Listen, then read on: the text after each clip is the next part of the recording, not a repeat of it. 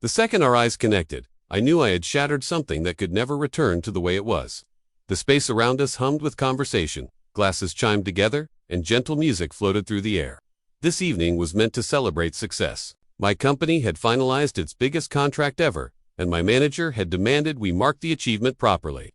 On the other side of the room, my husband, Daniel, stood talking with one of my colleagues. He looked happy, proud, steady, the kind of man whose devotion felt natural and unquestioned. Then, everything went wrong. It wasn't intentional. I hadn't planned it. Still, the moment crossed a line I couldn't undo.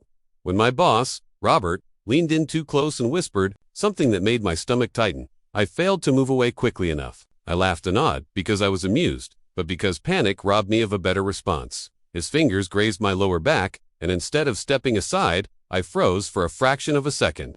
That pause was enough. When my eyes lifted, Daniel was watching. The warmth that once lived in his gaze disappeared instantly. The glass in his hand trembled beneath the lights, and for a brief moment I thought it might slip from his grip. We locked eyes, raw, wordless, cutting.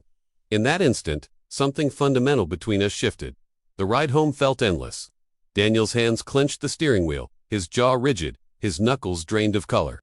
I tried to explain, but my voice sounded thin, meaningless. "Daniel, please. It wasn't what you think." He didn't respond. His attention stayed fixed on the road as the headlights carved through the darkness. "Say something," I murmured, my voice shaking. At last he spoke. His tone was calm, but distant, like he was already pulling away. "I saw enough, Claire." What followed was worse than I'd ever imagined. There were no accusations, no raised voices, no questions. Instead, he retreated, nights on the couch, meals eaten in silence, messages ignored. The space between us grew dense with everything left unsaid. Whenever I tried to explain, he looked at me with a quiet, devastating sadness etched across his face. I replayed that night again and again, wondering why I hadn't stepped back sooner, why I laughed instead of clearly showing my discomfort. Robert had always been bold, crossing lines with confidence, and I'd convinced myself it meant nothing.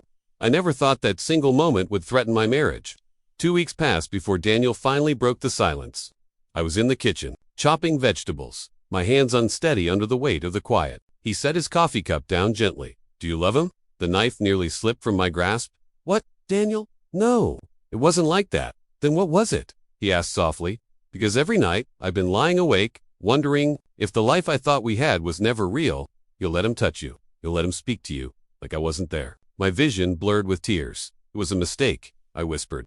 "Not what you think, I swear." Silence swallowed us again, heavier than any argument. Then he shook his head. "Do you know what it felt like watching my wife laugh with another man? Lean into him, even for a second. Everyone saw it. That destroyed me." I covered my face, sobbing. Apologies felt useless. I had broken something sacred. I braced myself for him to leave Imogen bags packed, the door slamming shut. But Daniel surprised me. One night, instead of sleeping on the couch, he came into the bedroom and sat on the edge of the bed. "I don't want to lose us," he said quietly, "but I can't erase what I saw. I can't pretend it didn't happen." My heart raced.